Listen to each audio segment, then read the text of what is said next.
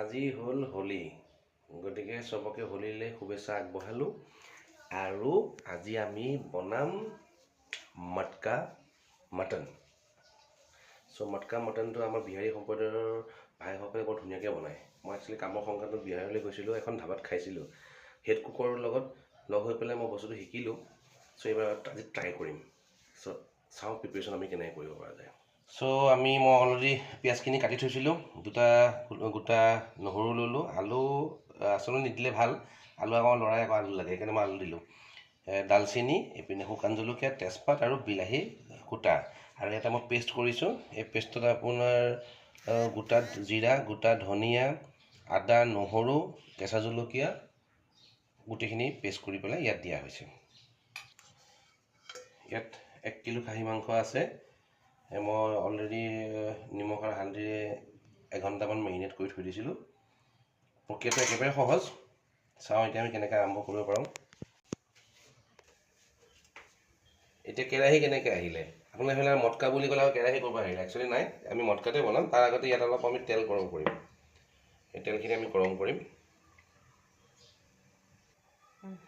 এতিয়া এই তেলখিনি একদম পূৰা ধোঁৱা ওলোৱালৈকে ভালকৈ গৰম কৰিব লাগিব। দেখাব পাৰে একদম ধোঁৱা ওলোৱা নিচিনাকৈ একদম পূৰা, তেতিয়া পূৰা গৰম কৰিব লাগিব। এতিয়া গৰম কৰাৰ পাছত এই তেলখিনি মই এটা বস্তুত ঢালিম, আপোনালোকে চাব। এতিয়া এই গৰম তেলখিনি মই যে আপোনাৰ পিঁয়াজ, বিলাহী গোটেইখিনি আছিলে মছলাখিনি, সেই মছলাখিনিৰ ওপৰত মই ঢালি দিম।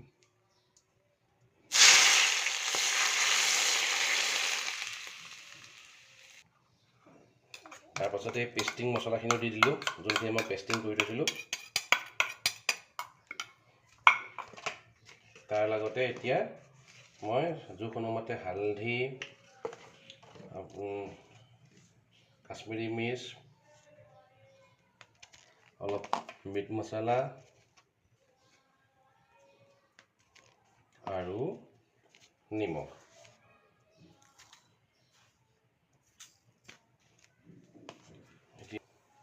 এতিয়া গোটেইখিনি মই ভালকৈ মিশ্ৰণ কৰি ল'ম। চাব যাতে আপোনালোকৰ হাত চাত পুৰি নাযায়, কাৰণ বহুত গৰম হৈ আছে তেলটো। ঠাণ্ডা হ'বলৈ দিব। মই ঠাণ্ডা হ'বলৈ দিয়াৰ পাছত এইখিনি মই মিক্স আপ কৰিছোঁ। এয়া মছলাখিনি এতিয়া মই ভালকৈ তেলখিনিৰ লগত মিক্স আপ কৰি ল'লোঁ। এতিয়া মেইন পৰ্যায়লৈ যাম।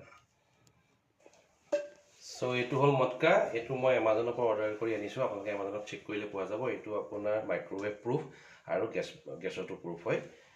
ইয়াত লগভগ 1.5 কিলোমান বনাব পৰা যায়। ইয়াৰ লগতে সুন্দৰ ধুনীয়া ঢাকনিও আছে। এতিয়া ইয়াত মই চাওঁ আমি কেনেকৈ কৰিব পাৰোঁ। গেছ মই জ্বলাই থৈছোঁ। এয়া মই মটকাটো বহাই দিলোঁ।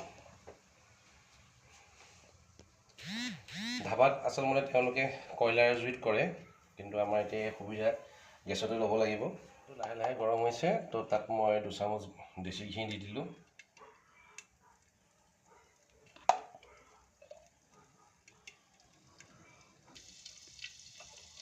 এয়া ঘিখিনি গৰম হৈছে। এতিয়া আমি বঢ়িয়াকৈ লৰাই দিম, চাৰিওপিনে যাতে ঘিৰ লেয়াৰটো লাগি যায়।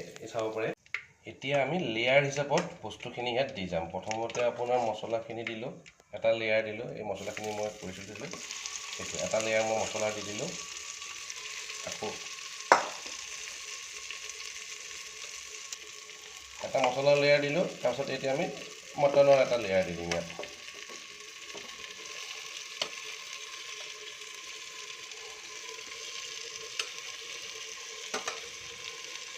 আকৌ মছলাৰ লেয়াৰ গ'ল ইয়াত।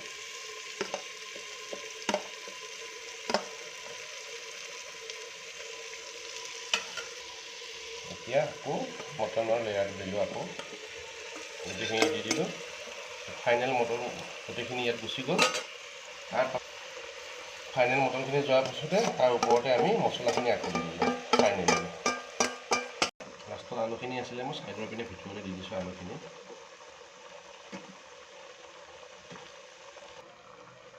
এতিয়া কমপ্লিটলি দিয়া হৈ গ'ল। দিয়াৰ পাছত এতিয়া মই গোটেইখিনি ধুনীয়াকৈ মিক্সিং কৰি দিওঁ।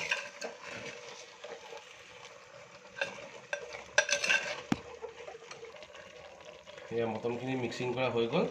এতিয়া মোৰ মছলাৰ বাতিটোত যোনখিনি মছলা অৱশিষ্ট আছিলে, তাতে পানী লৈ পেলাই পৰিমাণ অনুপাতে বেছিখিনি পানী নিদিওঁ, কাৰণ মটনৰ পৰা পানীখিনি ওলাব। এইখিনি পানী মই দিম এতিয়া। আমাৰ পানী দিয়া হৈ গ'ল। এতিয়া আমি লিড দিম ইয়াত। ঢাকনখন দি দিলোঁ ধুনীয়াকৈ। ঢাকনখন দি দিয়াৰ পাছত আমি গোটেই ষ্টভটো চিম কৰি দিম, লাইট ফ্লেম একদম। আৰু লিডত যাতে ভাপটো ওলাই নাযায় তাৰ কাৰণে মই এটা পেষ্টিং দি দিম, আটাৰ পেষ্টিং এটা।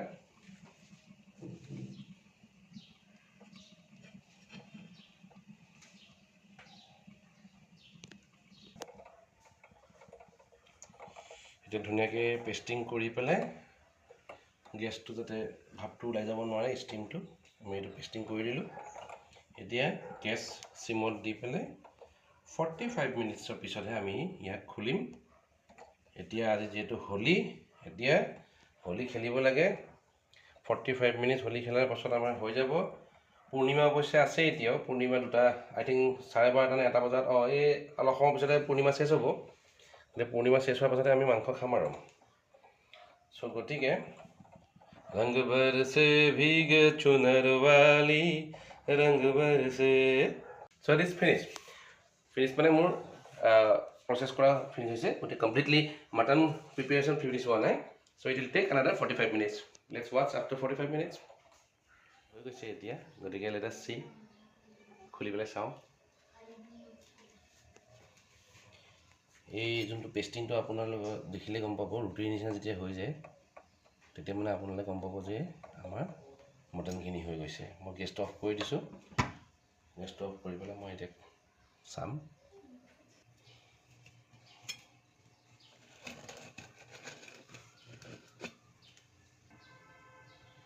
এই আমাৰ হৈ গ'ল। এটা বৰ ধুনীয়া ফ্লেভাৰ আহিছে। মাটিৰ যোনটো ফ্লেভাৰ সেইটো আহি গৈছে, বিৰাট ভাল লাগিছে। ধুনীয়াকৈ হৈ গৈছে, বঢ়িয়া সিজি গৈছে, চাব পাৰিব।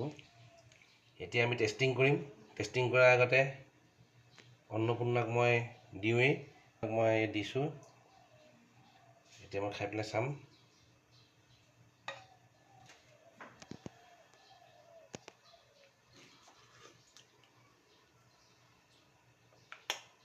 পাৰফেক্ট।